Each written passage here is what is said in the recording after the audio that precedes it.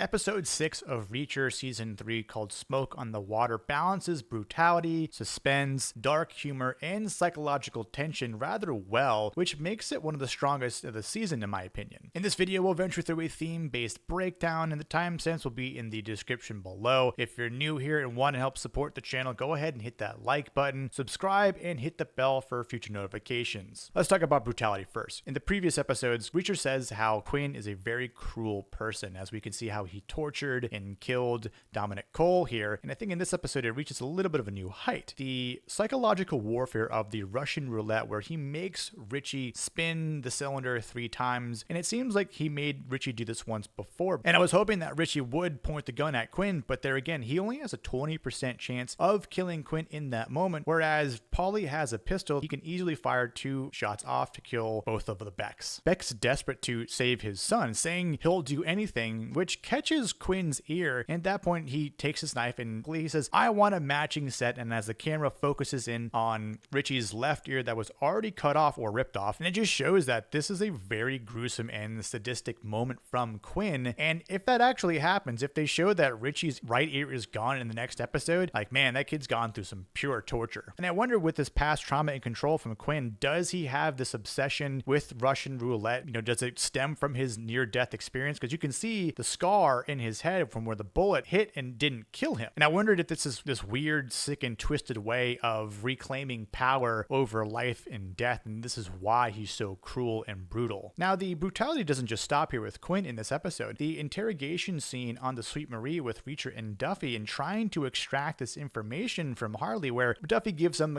some punches here and there and roughs him up, but it's Reacher that impales his foot with the hook and basically just leaves him there. And Harley refuses to talk, and he literally goes down with the ship. And as he's saying F you to Reacher, they're just sailing off, not really caring, and then the ship explodes. And I don't think Reacher really cared, because if you think about the whole Nature's toilet scenes in the previous episode, I don't think Reacher really minded that Harley died at all, even if it was a painful death. With brutality comes violence, and there was nothing short of violence in this episode, and it really starts with the compound shootout where Reacher barely escapes Quinn, Paulie, and Harley, where he gets in the truck that has the plow on it and somehow escapes, but he has to ditch the plow truck and go into the woods. And that's where the jungle warfare enters the episode. While Reacher's being chased on the ATVs, this Predator-style combat and gunfight ensues, and he just pulls up an Arnold from the first Predator movie and puts mud on his face, and obviously him being a military man, just using camouflage, and brutally eliminates McCabe's men. One by one, he's either stabbing him in the neck, breaking his neck, or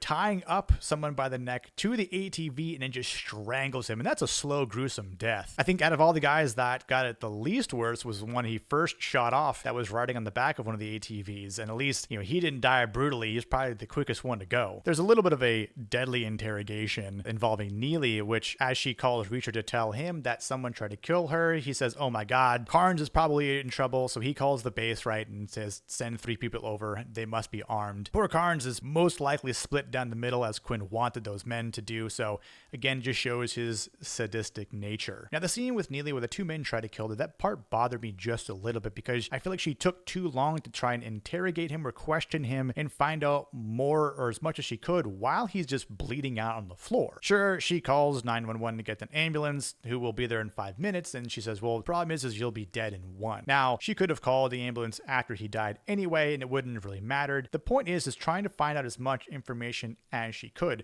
Who's Kostopoulos? What other information could she find? Who does he work for? What is that, a code name for someone? I feel like she could have just tried to do more, as to saying, like, let me get my bowl of cereal, move out the way, you don't want me to do that. Like, I don't know, it's like a try to make her look like a hard ass. You should really try to find out as much as you can and then tell Reacher, which sure she did, but I don't know, there was just something about that scene that I didn't really like. Now, the suspense of all this is obviously with Reacher's cover being blown, of course, with Villanueva there, and he's like, why are you here? The reason why I only wanted to see Duffy was because of Richie being there, so he's forced to explain to Richie what was going on, and obviously Richie's not happy about it being a fake setup, a fake kidnapping. But I think because Reacher tells Richie what his true goal is here, and that it's not just about him and stopping Quinn, but also trying to find a kidnapped girl named Teresa for these DEA agents, kind of allows Richie to be a further plant, potentially, that he'll help Reacher in trying to protect both him and his father. And because Quinn knows that Reacher is involved somehow with an agency, things just got significantly worse for him because of this Russian involvement. So the suspense builds up even more in this episode. And despite the violence and brutality here, there's some humor involved, which sometimes is lighthearted, but there again, it can be also dark or sarcastic and maybe just a little awkward in a good way. For example, as Reacher leaves the woods and makes it into town, which is very quiet, the only thing that's open is a laundromat. And he tells the old couple, hey, how about you close early for the night? Here's a wad of cash. And as he's just kind of sitting there in a towel, they give him some coffee, and he says, this is the best coffee I've had all week. The last cup of coffee I had came from a cat's asshole. And they just kind of looked at him, and I'm like, that's kind of funny. And I think there's this romantic awkwardness that happens, and I knew it was building up, as I've mentioned in my previous videos, but in the alleyway, Duffy just goes up and plants one on Reacher, and I don't think he really minded that, because I think he also knew it could potentially happen, but, you know, he's a man, and it's like, hey, if this girl wants to kiss me, whatever. But she immediately freaks out, and she's like, that's not happening again. I'm not getting involved with someone I work with. And it's like, I didn't even know that was happening, so why are you freaking out on me? And just the whole sequence of, you know, Villanueva walking in at the wrong time, and then Richie shows up. It's like, this is like the worst case scenario that's just happened, and now the whole plan's gone to hell. And as Reacher and Duffy are on their own ship after the boat blows up with Harley on it, he calls Duffy out saying, you know, why are you staring if you don't want to get involved? Because she keeps throwing side glances at him. Of course, again, she denies it, and she's just really not used to this sort of action. I think she gets a thrill out of this adrenaline rush, but Reacher is used to this sort of thing, as we've seen in previous seasons and in past times of his own life. So there's these psychological themes that happen that we can see clearly in this episode,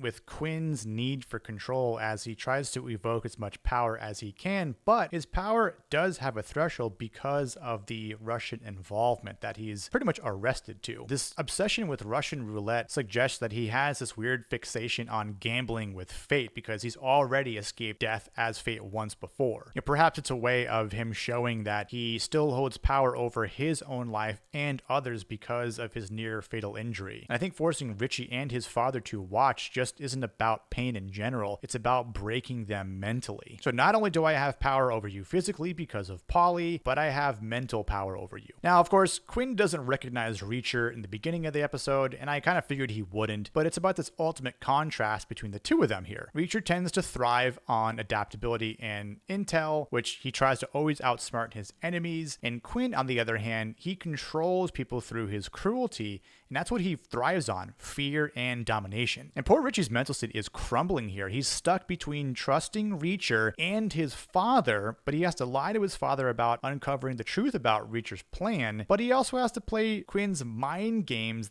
which may push him past the ultimate breaking point in this next episode. Another theme that Reacher displayed is his restraint, because he could have killed Quinn right there in the beginning of the episode and possibly lost his own life, but he did it because there's more intel to find out, which we do see happen over the course of this episode. And, you know, it kind of clashes with his usual, you know, take no chances approaches that he's always talked about in previous episodes or previous seasons. And I wonder if this is going to be a mistake, or is he just playing the long game with these final two episodes? I think because of what happens with Reacher, or, you know, despite his line of work, the cost of being involved does pay a price, because we've seen Neely get targeted, Carnes get targeted, and most likely is dead. I think Duffy still struggles with the weight of having Teresa involved in the first place, kind of haunted by a past mistake, much as Reacher has been in this season. It also shows that Duffy is showing this awkward romance because of Reacher being attractive to her eyes, and she keeps having these googly eyes over him, and I don't know if that's going to jeopardize things even further, or if it'll have some sort of icing on the cake in the end. With all that being said, Teresa's fate is still uncertain. We don't know 100% if she's alive,